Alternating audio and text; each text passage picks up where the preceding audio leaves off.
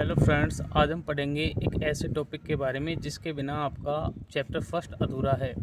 आपने कूलाम नियम पढ़ लिया। कूलाम नियम में आपने सीखा है कि जब दो आवेशों को पास पास रखते हैं तो एक आवेश दूसरे पर क्या लगाता है, बल लगाता है।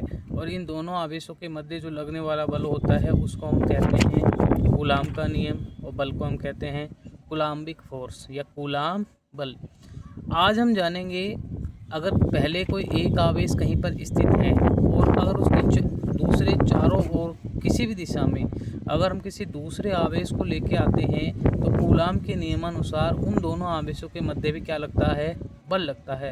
और इस बल लगने के कारण जिस क्षेत्र तक बल लगता है उस क्षेत्र को हम क्या कहेंगे, आज इसके बारे में हम जानेंगे। ठीक है, तो स्टार्ट करते हैं आज का अपना टॉपिक है इलेक्ट्रिक फील्ड, विद्युत क्षेत्र। देखो, विद्युत क्षेत्र है क्या। आपने जैसे छोटी क्लासों में पढ़ा होगा कि जब किसी चुंबक के पास में दूसरा चुंबक लेके आते हैं तो वो चुंबक एक दूसरे को या तो पास में खींचते हैं या फिर एक दूसरे से क्या होते हैं, दूर हटते हैं। इसके पीछे हम जो लॉजिक देते हैं वो हम देते हैं चुंबकीय बल। ठीक इसी प्रकार विद्युत क्षेत्र को हम समझाते हैं कि भाई हमारे पास मान लो कोई एक आवेश है, ये आवेश हमने ले लिया है, ये क्यू आवेश है ना। ये इसके चारों ओर की मान लो क्या है, ये बाउंड्री है। आवेश को मान लो आपका क्या है, घर है। अब आपके घर में किसी दूसरे आवेश को मैं लेके आऊँ तो क्या वो बिना पूछे आ जाएगा? नहीं। तो ऐसे ही फिजिक्स में हम कहते हैं कि किसी एक आवेश के चारों ओर का वह क्षेत्र जिसमें किसी दूसरे आवेश को लाने पर वह आवेश आकर्षण अथवा प्रतिकर्षण बल का अनुभव करता हो, उस क्षेत्र को हम कहेंगे विद्युत क्षेत्र। और ये जो क्षेत्र होता है ये किसके चारों ओर होगा, किसी आवेश के चारों ओर होता है। विद्युत क्षेत्र की जो कंसेप्ट है, जो अवधारणा है, ये सर्वप्रथम फैराडे द्वारा दी गई थी। और विद्युत क्षेत्र एक सदिश राशि होती है। इसको सदिश होने के कारण इसको जो है लाइन सेगमेंट रेखाओं से हम दर्शा सकते हैं। इसको हम आगे काम में लेंगे, जैसे आप पीछे पढ़ चुके होंगे या फिर अभी हम पढ़ेंगे इस टॉपिक में कि प्लस आवेश के कारण विद्युत क्षेत्र रेखाएं किधर होती हैं, आउटवार्ड होती हैं, बाहर की ओर होती हैं। तो आप विद्युत क्षेत्र को समझ गए होंगे कि विद्युत क्षेत्र क्या है, हम अच्छे से समझ गए। ठीक है, अब हम पढ़ेंगे विद्युत क्षेत्र की तीव्रता। देखो, विद्युत क्षेत्र में तो हम पढ़ चुके कि विद्युत क्षेत्र क्या है। विद्युत क्षेत्र को हम कहते हैं किसी आवेश के चारों ओर का एक क्षेत्र है जिसमें किसी दूसरे आवेश को लाने पर वह बल का अनुभव करता है। ये बल आकर्षण भी हो सकता है और प्रतिकर्षण भी। अब विद्युत क्षेत्र की तीव्रता क्या है, इसको समझने के लिए मैं एक कंसेप्ट काम में लेता हूँ। भाई मान लो हमारे पास क्या है, कोई आवेश है क्यों, हम इसको लेके आए किसी ऐसी जगह लेके आए जहाँ पर इस पर बल लग रहा है कितना, F। क्यू आवेश पर लगने वाले बल का मान कितना है, F। तो यूनिट चार्ज पे एकांक आवेश पे लगने वाला बल कितना हो जाएगा, F बटा Q। तो हम कहेंगे कि किसी एकांक आवेश पर जो लगने वाला बल है उसी को हम कहते हैं विद्युत क्षेत्र की तीव्रता। और विद्युत क्षेत्र की तीव्रता को सामान्यतः हम E से डिनोट करते हैं। तो इसका फॉर्मूला हमारे पास आता है E = F/Q।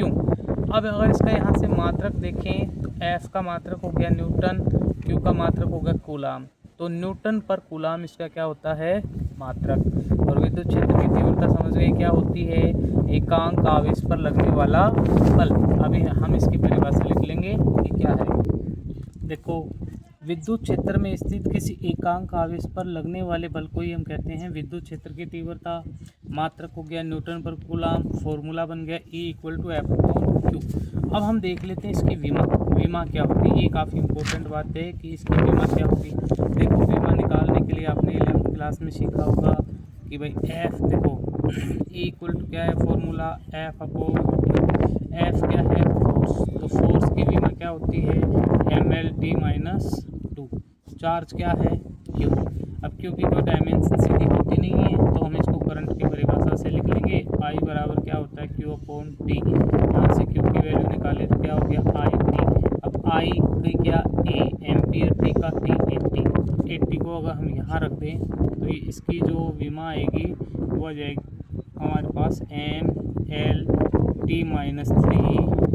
A inverse, ampere inverse. ये इसकी आ गई विमा। अब आपका विद्युत क्षेत्र का टॉपिक हो गया कंप्लीट। अब इसमें दो ही बातें बची हैं। दो कौन कौन सी हैं, वो काफ़ी इम्पोर्टेंट बातें हैं, वो हम जान लेते हैं। पहली बात भाई, मान लो आपने किसी प्लस क्यू आवेश को रखा है, किसमें, किसी ई विद्युत क्षेत्र में रखा है। तो अगर किसी प्लस क्यू आवेश को ई क्षेत्र में रख दिया जाए तो उस पर लगने वाला जो फोर्स होगा, वो होगा F equal to Q E. कहाँ से आया, ये आया है E equal to F upon Q की परिभाषा से, F बराबर क्यू ई। प्लस आवेश को विद्युत क्षेत्र में रखने पर उस पर लगने वाले बल की दिशा होती है हमेशा लगाए गए विद्युत क्षेत्र की दिशा में। अगर आवेश नेगेटिव है, अगर हमारा आवेश कैसा है, ऋणावेश है, और इसको हम रख रहे हैं ई फील्ड में, ठीक है, तो इस पे लगने वाले बल की जो दिशा होगी, F बराबर क्यू की जो दिशा होगी, वो हमेशा होती है लगाए गए विद्युत क्षेत्र के अपोजिट दिशा में। इसको हमें ध्यान रखना है। देखो डायग्राम में हमने शो कर दिया है, ये हमने इलेक्ट्रिक फील्ड लगा रखा ई। देखो इलेक्ट्रिक फील्ड वेक्टर क्वांटिटी है, सदिश राशि है, तो इसको रेखाओं से दर्शा दिया। ये रेखाएं हमें बता रही हैं कि लगाए गए विद्युत क्षेत्र की दिशा है इस दिशा में। इस क्षेत्र में हमने प्लस क्यू को रखा, तो प्लस क्यू पर लगने वाला बल हुआ F बराबर क्यू ई। अब इस बल की दिशा रहेगी विद्युत क्षेत्र की दिशा में, अगर आवेश प्लस है तब। मान लो हमारा आवेश नेगेटिव है, नेगेटिव आवेश को अगर इलेक्ट्रिक फील्ड में हम रखते हैं तो उस पर लगने वाले बल की दिशा हमेशा लगाए गए इलेक्ट्रिक फील्ड की होती है, अपोजिट दिशा में होती है। थर्ड, अगर आवेश प्लस क्यू है तो इस प्लस क्यू आवेश के कारण जो विद्युत क्षेत्र रेखाएं होंगी, जो विद्युत क्षेत्र होगा जिसके कारण हम कहते हैं कि विद्युत क्षेत्र होता है किसी आवेश के चारों ओर, उस विद्युत क्षेत्र के लिए जो जिम्मेदार होगी वो होती है विद्युत क्षेत्र रेखाएं। ये विद्युत क्षेत्र रेखाएं उस आवेश से होती हैं हमेशा बाहर की ओर। अगर आवेश हमारा नेगेटिव है तो नेगेटिव आवेश के कारण ये विद्युत क्षेत्र रेखाएं होती हैं हमेशा आवेश की दिशा में, मतलब in toward the charge, inside the charge होती हैं। अब हम पढ़ेंगे नेक्स्ट टॉपिक हमारा है बिंदु आवेश के कारण विद्युत क्षेत्र। देखो हम विद्युत क्षेत्र की परिभाषा समझ चुके, विद्युत क्षेत्र रेखाओं की दिशा समझ चुके, किसी प्लस क्यू माइनस क्यू आवेश को विद्युत क्षेत्र में रख दे तो उस पर लगने वाले बल की दिशा भी हम समझ चुके। अब हम निकालेंगे कि किसी बिंदु आवेश के कारण उससे r दूरी पर विद्युत क्षेत्र कितना होता है। मान लो कि ये हमारा एक प्लस क्यू बिंदु आवेश है, इस बिंदु आवेश से r दूरी पर ये कोई बिंदु P है जहाँ पर हम निकालना चाहते हैं विद्युत क्षेत्र कितना होगा। देखो बिंदु आवेश किसको कहेंगे, हर वो आवेश बिंदु आवेश कहलाएगा अगर उसका आकार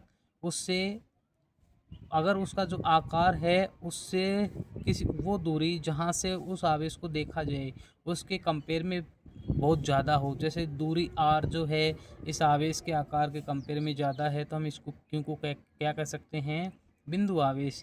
जैसे अगर हमारी पृथ्वी को बहुत दूर अंतरिक्ष से देखा जाए तो पृथ्वी बहुत छोटी दिखेगी, या फिर हम कह सकते हैं कि पृथ्वी के आकार की तुलना में अंतरिक्ष से जिस बिंदु से हम देख रहे हैं उस बिंदु से पृथ्वी तक की दूरी बहुत ज़्यादा होगी, तो पृथ्वी को भी एक कण मात्र, बिंदु मात्र माना जा सकता है। तो हर चीज़ वो बिंदु होगी जिसका आकार क्या हो, जहाँ से उस वस्तु को देखा जाए उसकी तुलना में बहुत छोटा हो। तो अब आते हैं टॉपिक पे, हमें इस बिंदु P पे क्या निकालनी है, विद्युत क्षेत्र, बिंदु आवेश के कारण विद्युत क्षेत्र निकालना है। ठीक है, मैं कह रहा हूँ भाई सपोज कर लो कि बिंदु P पर ये देखने के लिए कि विद्युत क्षेत्र है या नहीं, मैं यहाँ पे एक परीक्षण आवेश ला के रखता हूँ, क्योंकि विद्युत क्षेत्र की अभी परिभाषा में हम पढ़ चुके, किसी आवेश के चारों ओर का वह क्षेत्र जिसमें किसी दूसरे आवेश को लाने पर उस पर क्या लगता है, बल लगता है। अब अगर बिंदु P पर विद्युत क्षेत्र है तो जब मैं परीक्षण आवेश को लेके आया तो परीक्षण आवेश को लेके आएंगे तो इस पे क्या लगना चाहिए, बल लगना चाहिए। और मान लो जो विद्युत क्षेत्र है वो कितना है, ई वेक्टर कह देते हैं हम, और आवेश प्लस का है तो इसकी दिशा हो जाएगी आउटवर्ड। अब अगर इस क्यू नोट आवेश पर बल लग रहा है, अगर इस प्लस क्यू आवेश का विद्युत क्षेत्र यहाँ है, तो कूलाम लॉ के अकॉर्डिंग, कूलाम नियम के अनुसार इन दोनों के मध्य लगने वाला बल कितना हो जाएगा, F बराबर के Q naught upon R square. अब विद्युत क्षेत्र की तीव्रता निकालनी है। विद्युत क्षेत्र की तीव्रता में हमने अभी पढ़ा है कि एकांक आवेश पर लगने वाला बल क्या कहलाता है, विद्युत क्षेत्र की तीव्रता।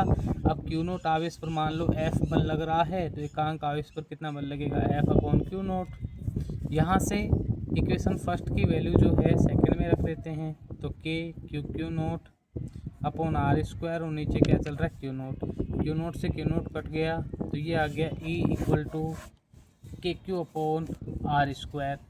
और इसका अगर हम मात्रक देखें तो मात्रक एक क्या आ चुका हमारे पास, न्यूटन पर कूलाम आ चुका, और अथवा इसका एक मात्रक और होता है वोल्ट पर मीटर। ये कैसे आता है ये हम आगे जब सेकंड चैप्टर पढ़ेंगे तब जानेंगे, क्योंकि वोल्ट विभव का मात्रक है। क्या आता है विभव की परिभाषा से। फिर भी अगर जानना चाहो तो मैं कहूँगा विद्युत क्षेत्र और विभव के मध्य संबंध होता है ये। ई विद्युत क्षेत्र है, वी विभव है, आर दूरी है। विभव का हो गया वोल्ट, दूरी आर का हो गया मीटर। तो वोल्ट मीटर आता है मात्रक इसका ऐसे। ठीक है, अब हम इसमें देख लेते हैं कि अभी तो हमने कैसा आवेश लिया है, प्लस क्यों आवेश लिया है। मान लो कि अगर हमारा आवेश जो है वो कैसा हो, माइनस क्यू आवेश हो, तो फिर जो विद्युत क्षेत्र की दिशा हो जाएगी वो हो जाएगी toward the charge, inside the charge. इसको हम अगर वेक्टर फॉर्म में लिखेंगे तो हम इसको लिखेंगे कि Q/R² माइनस आर कैप। जहाँ माइनस आर कैप जो है इसको हम कहते हैं एकांक सदिश, और इसका काम केवल ये है, ये बताता है विद्युत क्षेत्र की दिशा को, कि यहाँ जो विद्युत क्षेत्र है वो किधर है, माइनस आर कैप दिशा, या फिर आप समझ सकते हैं माइनस एक्स दिशा में है। अब हम इसका सबसे इम्पोर्टेंट केस देख लेते हैं, सेकंड केस। जो सेकंड केस होता है ये होता है ग्राफ। अब हम ग्राफ ड्रॉ करें।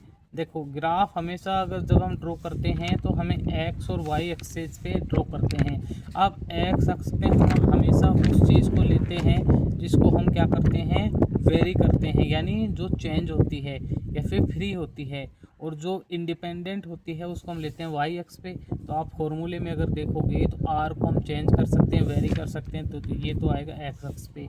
और ई क्या होता है, आर पे डिपेंडेंट होता है, तो फिर ये आएगा वाई एक्स पे।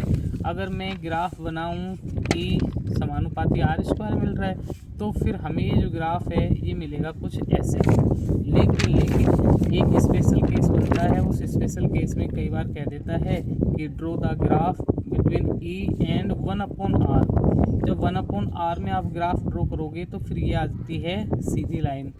क्यों आती है सीधी लाइन, क्योंकि देखो जब आप इसकी जगह, इस R की जगह 1/R रखोगे तो क्या बन जाता है, E समानुपाती 1/1/R²। तो फिर ये ऊपर जाके बन जाता है E समानुपाती R²। इसके कारण ये हमेशा कैसी लाइन मिलेगी आपको, एक स्ट्रेट लाइन मिलेगी। एक इम्पोर्टेंट जो केस बचा है वो और पढ़ लेते हैं, थर्ड केस। थर्ड केस ये है कि अगर आवेश किसी माध्यम में हो, किसमें हो, किसी माध्यम में हो, तो फिर क्या होगा, विद्युत क्षेत्र की तीव्रता कितनी बच जाएगी माध्यम की उपस्थिति में। देखो माध्यम के केस के लिए हमने जो है विद्युतशीलता पढ़ रखी है, या पैरावैद्युतांक हमने पढ़ रखा है। तो अगर EM किसी माध्यम की विद्युत क्षेत्र की तीव्रता हो तो ये हो जाएगी E0/ε/R की। εr क्या हो जाएगा, उस माध्यम का पैरावैद्युतांक जिस माध्यम में आवेश रखा है। अब कोई ये कहे कि ये कैसे आया, तो मैं कहूँगा कि पैरावैद्युतांक के डेफिनेशन में हम कहते क्या हैं कि पैरावैद्युतांक सिंपली क्या होता है, निर्वात में आवेशों के मध्य बल और माध्यम में आवेशों के मध्य बल। यहाँ से अगर हम F=QE से वैल्यू निकाल कर रखेंगे तो हमें ये मिल जाएगा। इसका मतलब क्या हुआ कि माध्यम की उपस्थिति में विद्युत क्षेत्र की तीव्रता क्या हो जाएगी, कम हो जाएगी। आशा है आपको वीडियो पसंद आया होगा।